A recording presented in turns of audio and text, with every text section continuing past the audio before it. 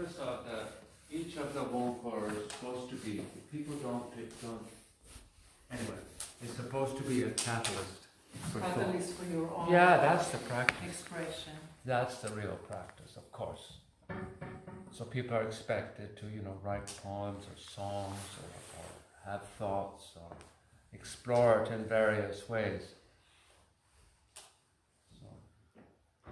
Sounds amazing. Where is she now?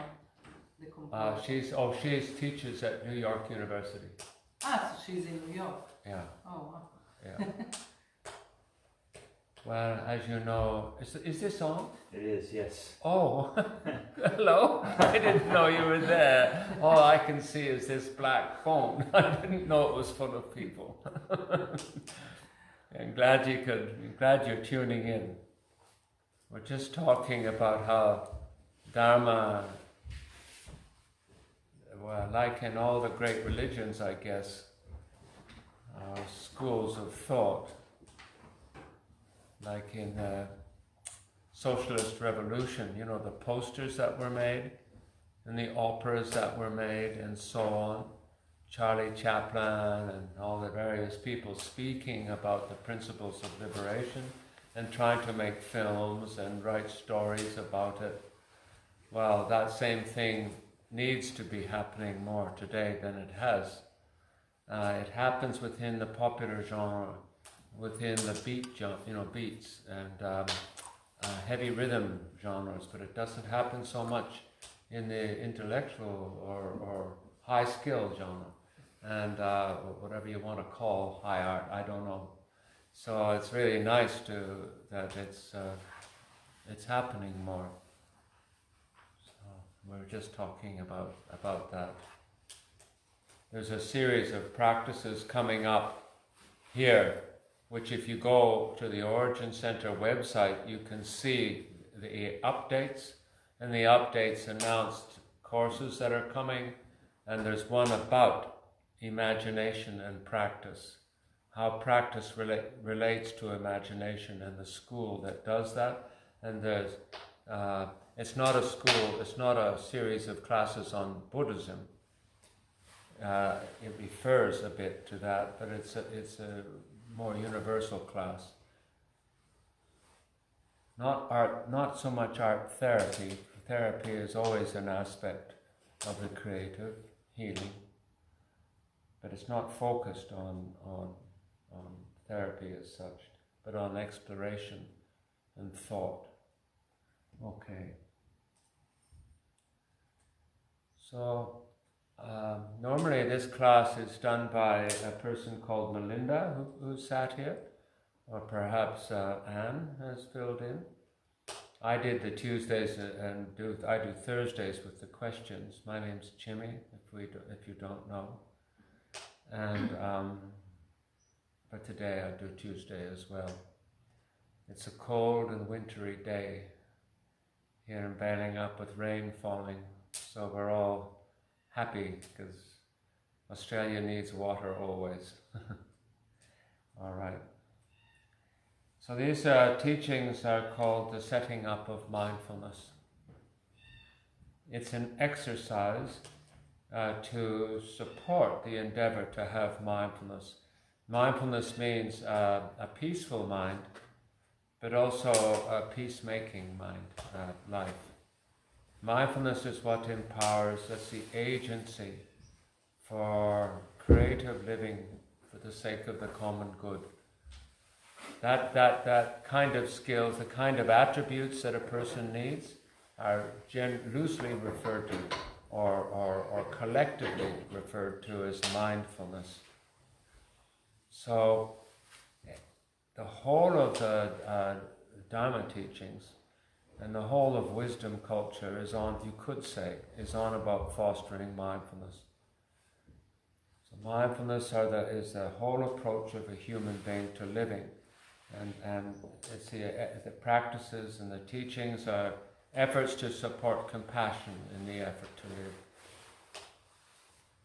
Care, non-judgmental, attentive, interesting, creative, courageous.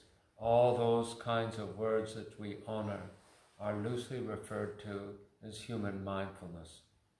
So the whole of the teaching is on about supporting mindfulness.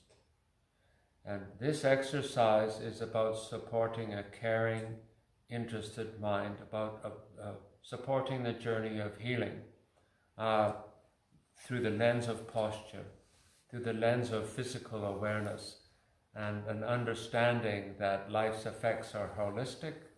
They don't just live in ideas in the brain, but they live in glandular reactions and in habits of speech and ways of sitting, ways of holding myself.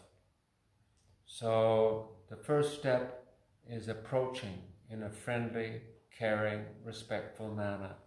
Just exactly, if you were a naturalist, it's exactly the same. And the Buddha used to use naturalism or interest in nature as the analog for mindfulness. Because he said, if I want to support and understand what's going on in a physical environment, I don't know. So I have to accept I don't know and not project onto it. I have to keep good heart, good intent for nature so that I behave in ways that doesn't frighten creatures. And I have to be patient and have so many other characteristics in order to explore nature and get the profound lessons that come from there. I have to know how to wait and watch, how not to drift off and be distracted, and how to learn from events and not just make events mean what I want them to mean. It's the same is true with memory, same is true with all the formations of life that form out of conditioning. You can't be a person without being in the midst of what they call samsara. That's life happening. Nobody knows their parents until they're born, sort of thing. Well, I guess they do from within, inside the mother. So there's some ways in which I guess we do. You never know what life's going to bring in the natural world. They don't know when a tree is going to fall, when bad weather will come, or disease like we've got. So it's the same for us with our own lives. We can't control and predict and everything that's going to happen to us. Life is by its very nature spontaneous. No one knows, no one can control that. So accepting the human condition and entering the mind of healing, those two things, accepting, being calm about, non-reactive, patient and interested, with a really strong calm that's not easily shaken. That's part of it. But being interested and inquiring and attentive to detail and willing to learn, that's the other side. The first side, the acceptance and the calm, is called calm, generally in the books. The other side is generally called seeking insight, seeking understanding. So many teachings are reduced to those two, aren't they? Like yin and yang, ya, byun.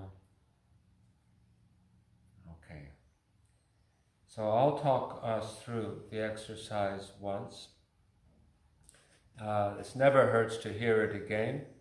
As a matter of fact, memorizing the method and being able to say it to yourself is a step which I wish everyone would take, and just be obedient to that and learn through it, because it's the steps that are taken and the method that's used are pretty universal. You can express it in different ways, but the end game is pretty well universal. And that's to first, with respect, establish a calm, attentive, caring awareness. Then to take that, like a nurse entering the ward, you take that mind into your own history, into your own posture. This has the same effect as a good nurse or kind person entering a capable, kind person entering a workplace or entering your room of healing or entering a ward. It induces calm by itself, because the person's got no axe to grind, they've got no preferred preferred outcome that they're trying to thrust on people. They're there to serve and to help, and that's the same as the meditator's mind. That's called respectful. All right. Okay. Like all good practices, the depth and help that the practice can give has been well testified by countless people over centuries and centuries. But nonetheless, each person has to do it for themselves. You can't take a book and get awakening from it. That doesn't, awakening to my situation and how to best hold memories, what things need to work their way through slowly and what things I can work with quickly. That kind of discernment, that takes wisdom, that takes time. So that's always said. So one of the instructions about mindfulness exercises that's important is be careful of self-criticism. That's one of the strongest and oldest pieces of advice in the teachings that I've been exposed to. And I was quite impressed by that. Suddenly when the teachers or the old books, I'm talking about Kabbalah, things like that, and suddenly they're emphasizing, watch how you treat yourself, don't treat yourself wrongly, don't criticize yourself so much, reserve your judgments. Wait, be patient like a loving mother, they say things, or a loving father. I have to become my own mom, my own father, in a way. The Zen people say, give your flesh to your mother, your bones to your father, and where are you then? That's an old, very Zen kind of saying. All right. So let's do a sit. The sits, by the way, if you're practicing on your own, please don't go beyond 20 minutes. You can link this exercise. Once it's known, it's an essential part of any stirring practice. So if you're going to do a practice that you know very well, stirs you, it's meant to stir you up, then this, bear attention, this practice, the setting up practice, is what is the default position when you get a bit lost, not sure of what's happening and what's doing. Because you can't explore your own depth, your own memories without that. It's my memory, so of course I'm affected. My memory and who I am are different. They're mixed. So sometimes it might get a bit tumultuous or a bit dull, and then you re-establish mindfulness with this exercise. You leave the previous one. So that's what we're going to be doing in the weekend courses coming up. And then when you're settled, you come back to it. So usually really disturbing practices, like deep, disturbing, emotionally charged practices, you normally leave those until this practice is well established, and also it's well established in other exercises that stir you in a positive way, like Kundalini perhaps.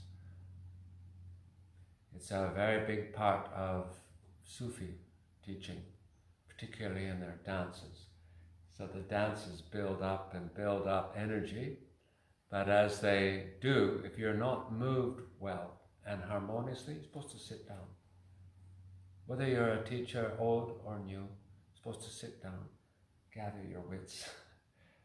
But don't make yourself do things where you're not in harmony. It's beautiful teaching, I think. It's a lovely teaching altogether, many of the Sufi teachings. All right. Okay, so there are 7 steps we'll go through.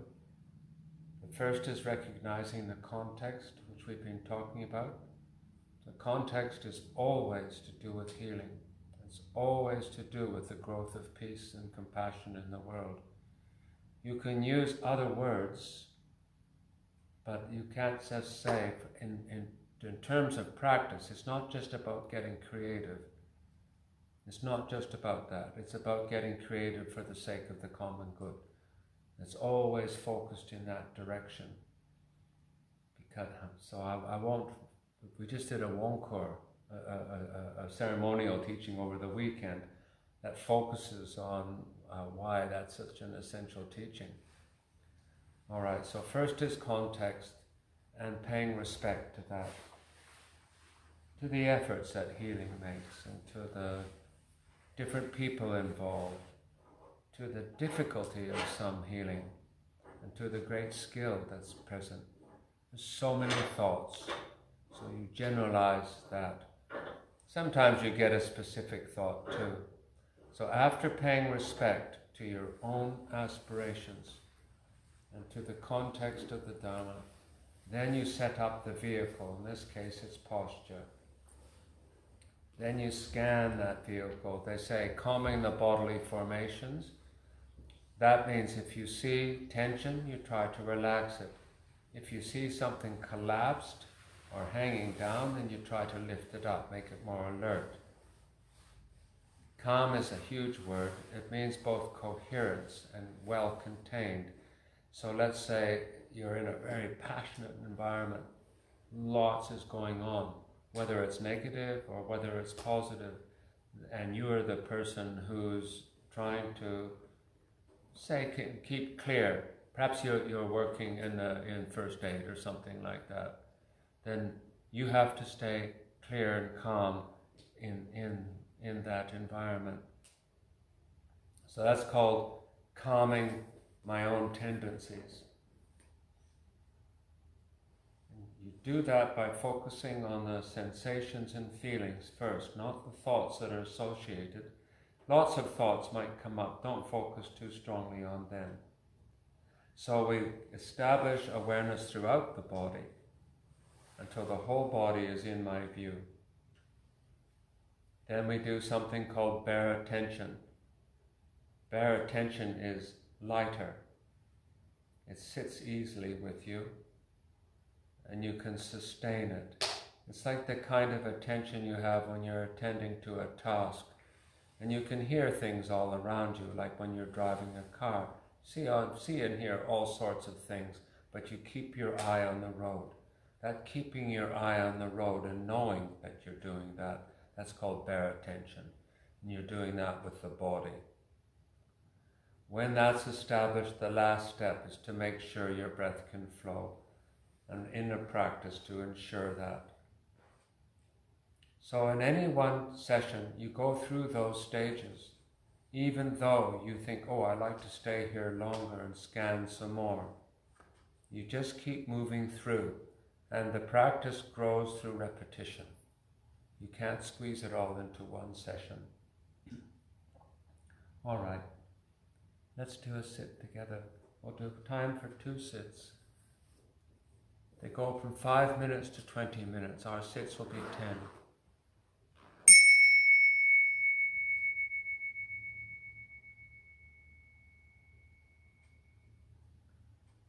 All right, so the context of practice is always healing.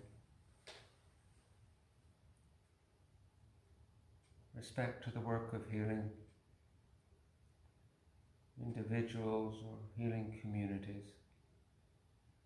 Respect to healing in the world, in the environment, to all the dimensions of healing. Then setting up the vehicle. You can rest your hands on your knees if you like. Or you can fold them in your lap, one hand under the other and the thumbs touching gently.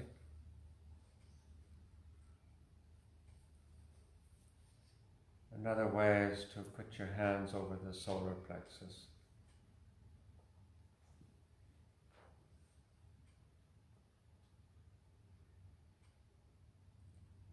Okay.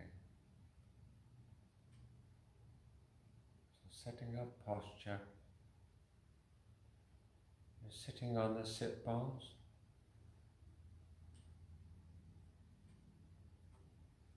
If you're in a chair, your feet are flat on the ground under your knees.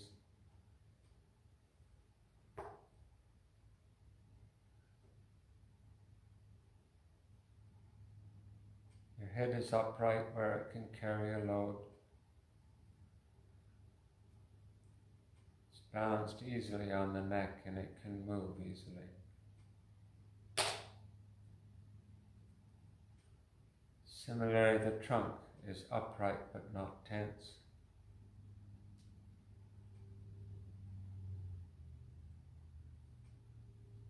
The trunk can sway. I always check that.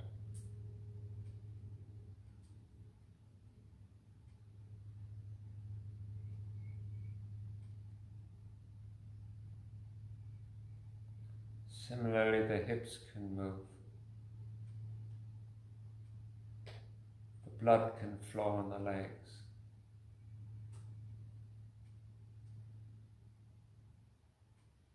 You can adjust anytime.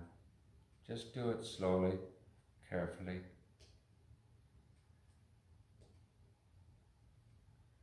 Then scanning and calming. So start with the crown of your head.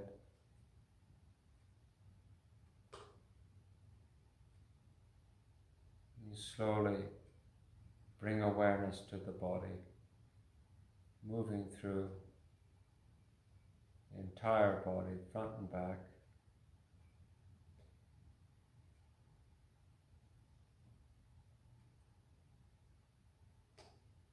Relaxing tensions.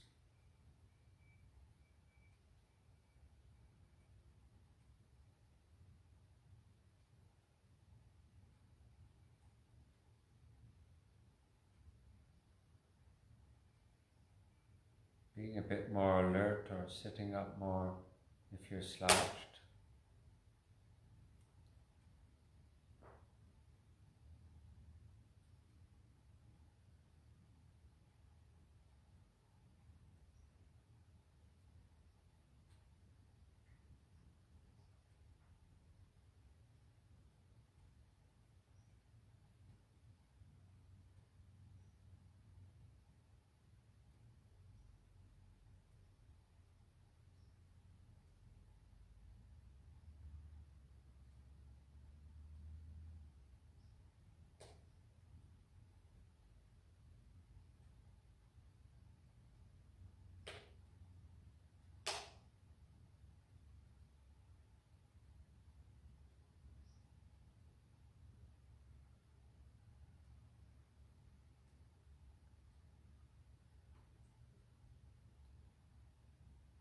Right through to the feet.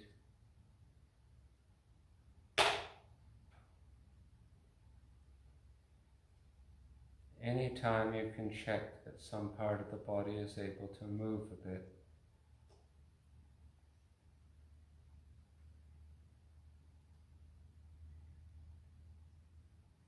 Now you adjust attention so that it's sustainable.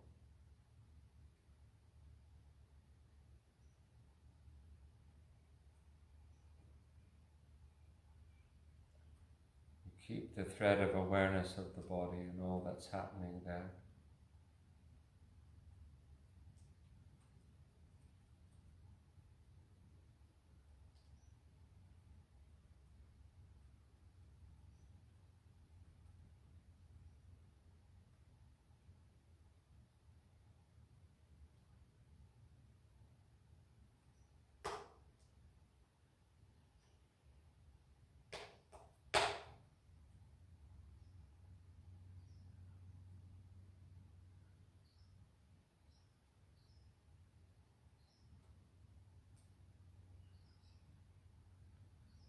All sorts of thoughts or emotions may flow by. You try not to get distracted there. Stay with the sensations and feelings as the primary object.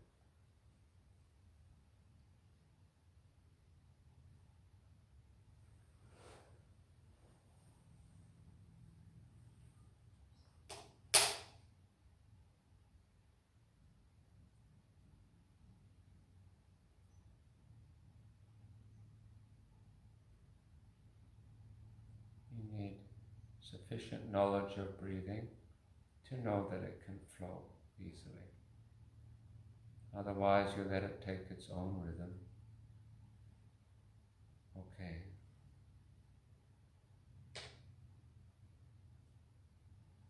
Eight more minutes.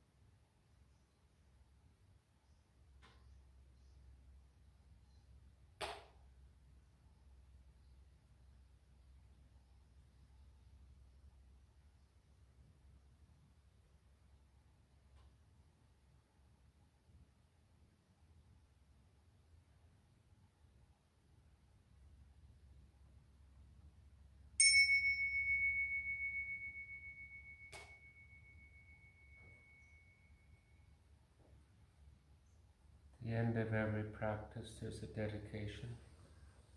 That's for future practice. So offering to practice, to live life peacefully. Okay. So taking that idea to heart, some people do that. Some people do this and then offer it up. Okay. If at the end of a sit, particularly on your own, you feel like stretching, then you do that as part of your practice. So your eyes stay down, you stay in your own world, your own area, and then when you've stretched and got your seat back, then you raise your eyes.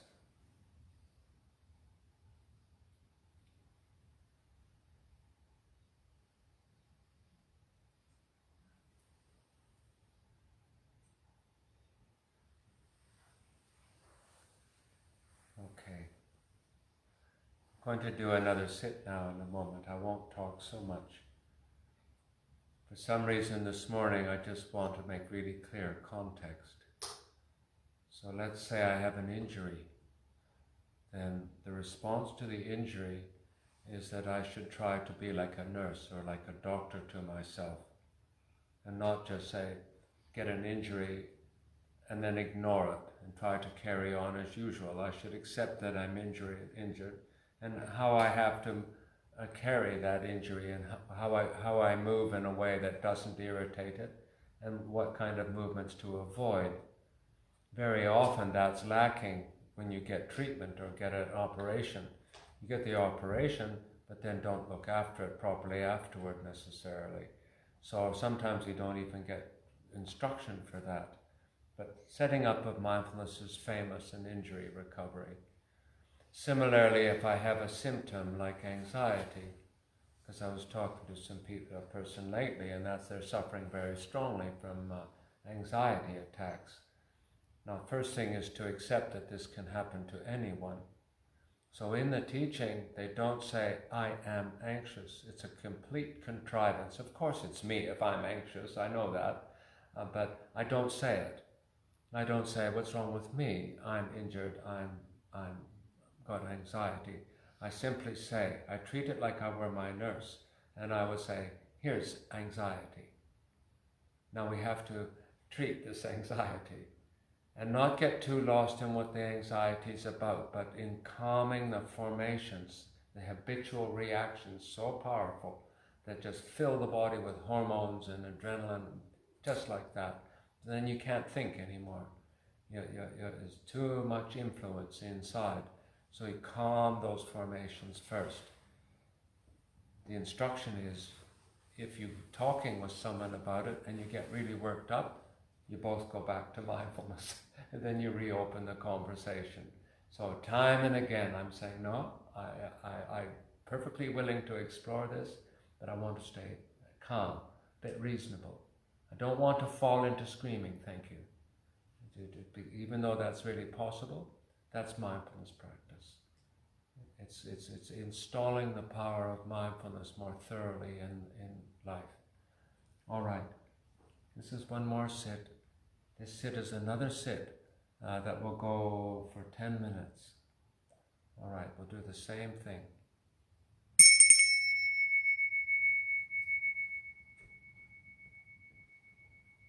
All right, lovely thing to do. All right, so context is healing, respect to all the dimensions, setting up posture. You might adjust your tailbone a bit, walk it backwards so you're on your sit bones.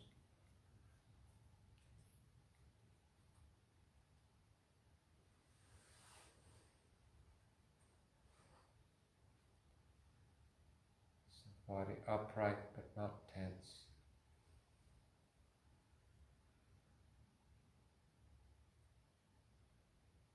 And you take awareness all through it, checking various places, any little adjustments, relaxings, or other adjustments.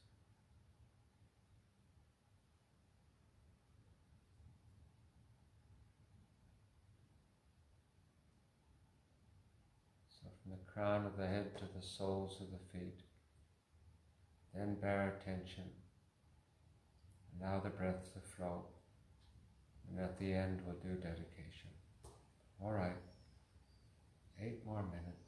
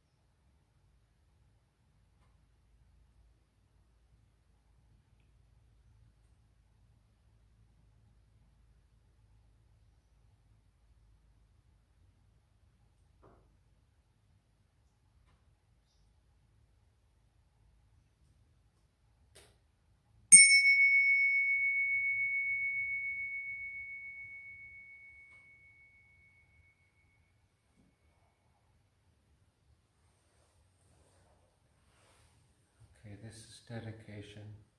All that live, be well, be happy. So peace to all the world. Dedicated practice. Okay.